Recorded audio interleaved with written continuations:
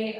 I am a dance artist and choreographer, and I'm here at the Nest residency with Magic Acorns. And I sort of come into this space, I guess, with my dance background, but I'm really excited to be amongst lots of other different artists from different backgrounds and different kind of creative specialities.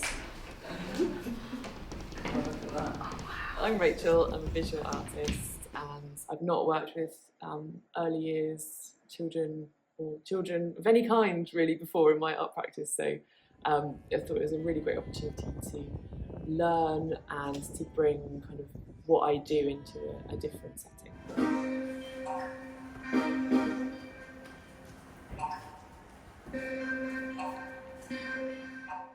My name's Charlie, and I work with video and sound out of my studio in Great Yarmouth.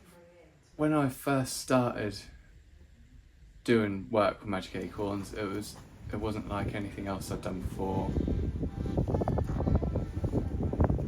Hi, I'm Maddie. I'm an artist based in Brighton, but I move around, and I've just been awarded the DYCP from the Arts Council, so I'm spending time with Magic Acorns, developing my creative practice working with babies and toddlers. What we did before, first let's get a beat going, a walking beat. I've done some early years work, particularly in access and inclusion, but kind of Magic Acorns is the first place that I've been able to go really, really young, and I think it's really hard to kind of access those spaces and get training in a way that's also creative. So there's plenty of early years training for kind of education settings, but I think there's a gap for kind of more creative ones, and how to even begin doing that in your day-to-day practice.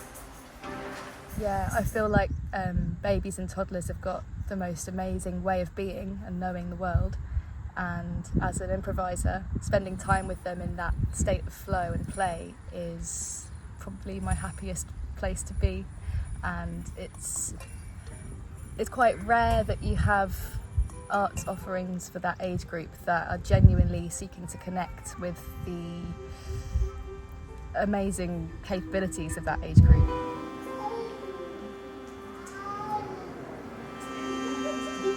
It's funny, you can fill a room with all sorts of visual stimuli. You can have sounds, you can have scored elements, but a lot of the time it comes down to just knowing like where the game is, or waiting to see where the game is for them and gauging if it's right to kind of join in with them and play that game with them. And that game can take place anywhere. It can be it can be light reflected on the wall, or it can be the edge of the carpet, or it can be a ball rolling across the floor. You're never really prepared for what game is going to be created by the participants.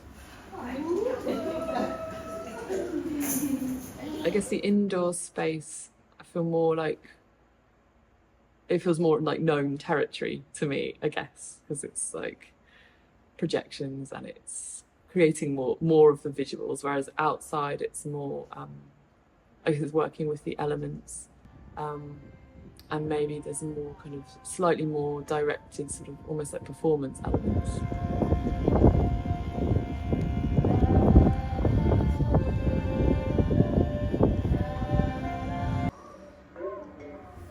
And I think we can work with it, but I think if we could get it on, because this is definitely working. I really think there's been huge value of having kind of tech-orientated people in the room, because I think sometimes it's not something that you initially think of alongside babies and toddlers, but having projection and sort of sound and things has been really, really amazing, and sort of opened up this whole other, I think, kind of creative lens of looking at how to engage with early years.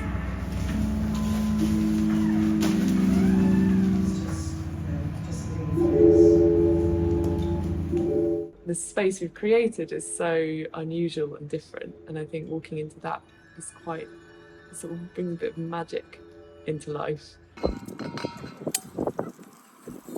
I think having families involved in the performance is really key, because they can then see how simple yet powerful the approach of just allowing space to be as you are is. Just mirroring and attuning with the babies and toddlers in a physical and vocal way. With this project, I've been able to blend with people who have taught me, how to be comfortable using my body as a movement tool, how to be comfortable using my voice, and how to engage in sort of creative improvisation in a way that I've not encountered before.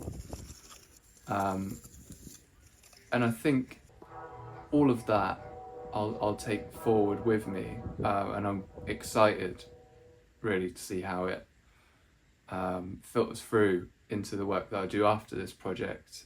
And sort of being watched, but I feel like all the girls felt it. Not to speak for all the girls, but When you play and inject a little bit of play into what you do, I think it opens up a whole new avenue and possibilities. And yeah, that thing of curiosity is definitely something that I always take it away from Magic Egg Ons, but particularly this time has felt like don't let go of that kind of the ability to fail, because it doesn't actually feel like failure in a Magic Egg Ons kind of play perspective. It feels more like a discovery, I guess. So yeah.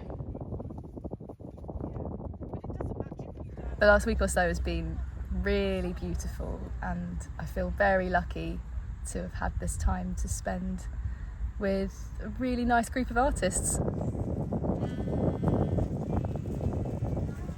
I've really enjoyed being outdoors and just it's been lovely seeing how the children respond to the outdoor elements and kind of that very innate kind of just wanting to kind of play with the sand and play with the pebbles and just being that real kind of presence and connection with those kind of natural elements has been really lovely to witness.